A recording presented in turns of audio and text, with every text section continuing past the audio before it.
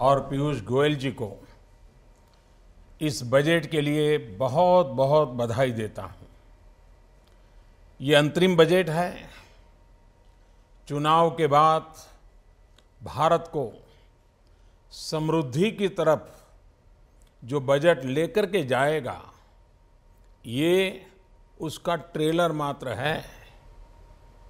ये बजट जन सामान्य के सशक्तिकरण से, देश को सटीक योजनाओं के माध्यम से शक्तिशाली राष्ट्र बनाने की दिशा में एक अहम कदम है। इस बजट में मिडिल क्लास से लेकर के श्रमिकों तक, किसान उन्नति से लेकर कारोबारियों की प्रगति तक, इनकम टैक्स रिलीफ से लेकर इंफ्रास्ट्रक्चर तक, मैन्युफैक्चरिंग से लेकर एमएसएमई सेक्टर तक, हाउसिंग से लेकर हेल्थ केयर तक, इकोनॉमी को नई गति से लेकर न्यू इंडिया के निर्माण तक सबका ध्यान इस बजट में रखा गया है। साथियों, हमारी सरकार की योजनाओं ने देश के हर व्यक्ति के जीवन पर सकारात्मक प्रभाव डाला है। आयुष्मान भारत योजना का लाभ 50 करोड़ गरीबों को मिलना सुनिश्चित हुआ है। प्रधानमंत्री जीवन ज्योति योजना और सुरक्षा बीमा योजना का लाभ 21 करोड़ गरीबों को मिल रहा है। स्वच्छ भारत मिशन का लाभ 9 करोड़ से ज्यादा परिवारों को हुआ है। उज्ज्वला योजना के तहत 6 करोड़ से ज्यादा परिवारों को मुफ्त गैस कनेक्शन मिला है। प्रधानमंत्री आवास योजना की वजह से 1.5 करोड़ परिवारों को उनके अपने पक्के घर मिले हैं। अब इस बजट में 12 करोड़ से ज्यादा किसानों को,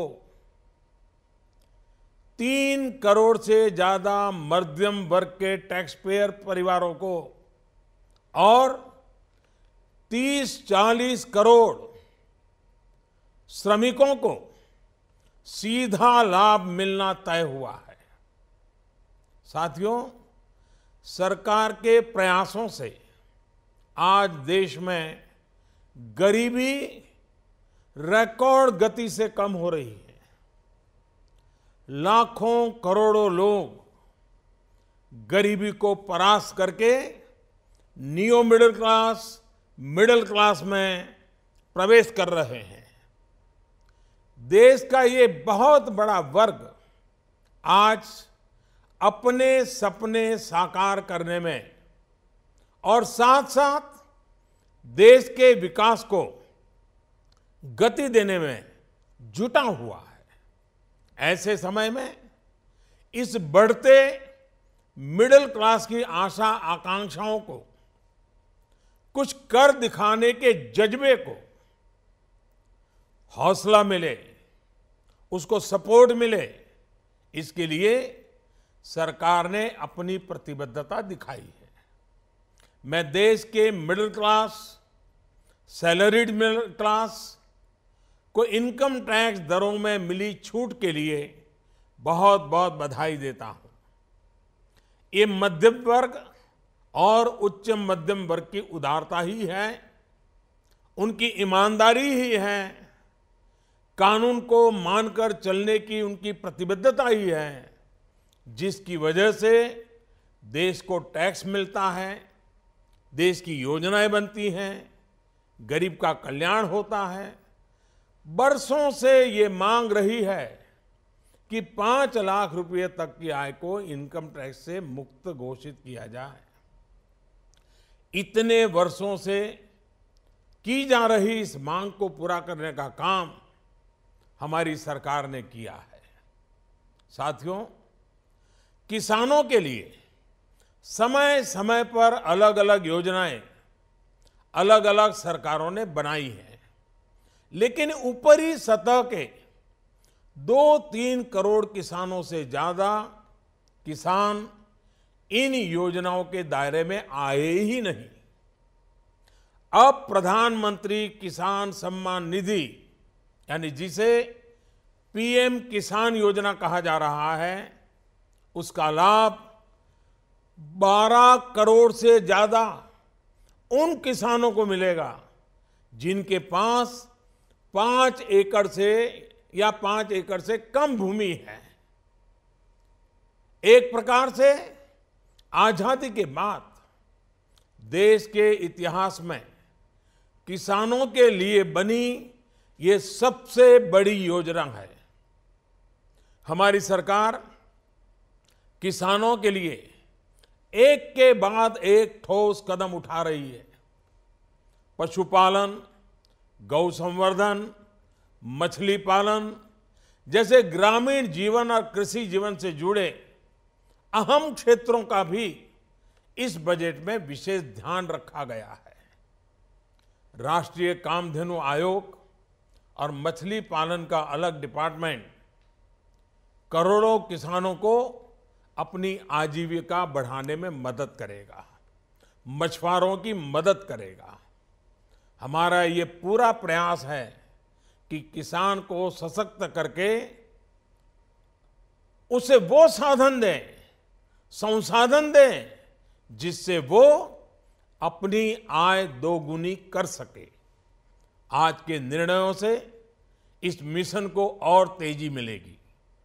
साथियों, आज भारत में अनेक क्षेत्रों में विकास हो रहा है।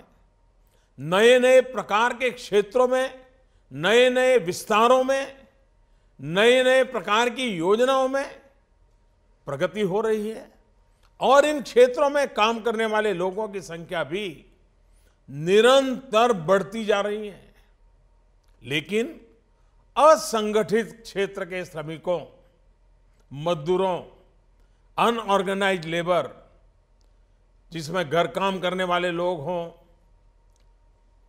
या खेतहर मजदूर हो या ठेले चलाने वाले लोग हो, ऐसे समाज का एक बहुत बड़ा तबका है। मेरे भाइयों बहनों, इन मेरे बंधुओं की चिंता कभी नहीं की गई। उन्हें उनके नसीब पर छोड़ दिया गया। हमारे देश में इनकी संख्या, अनऑर्गेनाइज्ड लेबर की संख्या करीब करीब 40-42 करोड़ है। उनके लिए प्रधानमंत्री श्रम योगी मानधन योजना उनके जीवन के उत्तरार्ध 60 वर्ष की आयु के बाद की जिंदगी के लिए बहुत बड़ा संबल होगी।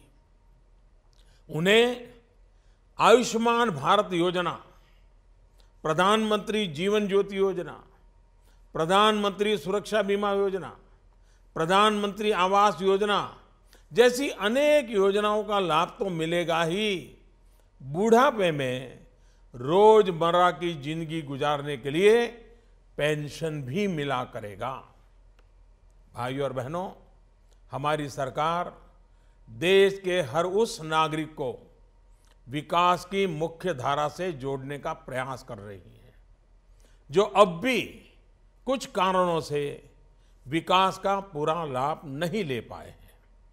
समाज की आखिरी पंक्ति में खड़े व्यक्ति तक पहुंचने के इस प्रयास में सरकार ने गुमंतु समुदायों जैसे मदारी हैं, सपेरा हैं, बंजारा है, गाड़िया लुहार है आदि के लिए एक वेलफेयर बोर्ड बनाने का भी फैसला किया है। मुझे उम्मीद है कि सही पहचान होने के बाद सरकार के विकास कार्यों का लाभ इन समुदायों को और तेजी से मिलेगा। साथियों, व्यापारी वर्ग के लिए, ट्रेडर्स के लिए कोई मंत्रालय हो, उस विचार से एक नई व्यवस्था का विकसित करने की दिशा में हम आगे बढ़े हैं। देश के व्यापारी वर्ग, ट्रेडर्स और अनेक कर्मचारियों की आवश्यकताओं को समझते हुए उनकी जरूरतों को पूरा करने के लिए डीआईपीपी को रिस्ट्रक्चर करके उसे विशेष जिम्मेदारी दी गई है। अब ये विभाग department for promotion of industries and internal trade के नाम से जाना जाएगा। मुझे प्रसन्नता है कि लिए अगले दशक के अंत तक की आवश्यकताओं को और लक्ष्यों को ध्यान में रखते हुए भी इस बजट में योजनाओं को समाहित किया गया है। ये बजट गरीब को शक्ति देगा, किसान को मजबूती देगा, श्रमिकों को सम्मान देगा, मिडिल क्लास के सपनों को साकार करेगा, ईमानदार टैक्स पेयर का गौरवगान करेगा, ट्रेडर्स को सशक्त करेगा, इंफ्रास्ट्रक्चर निर्माण को गति देगा, अर्थव्यवस्था को नया बल देगा, देश का विश्वास मजबूत करेगा।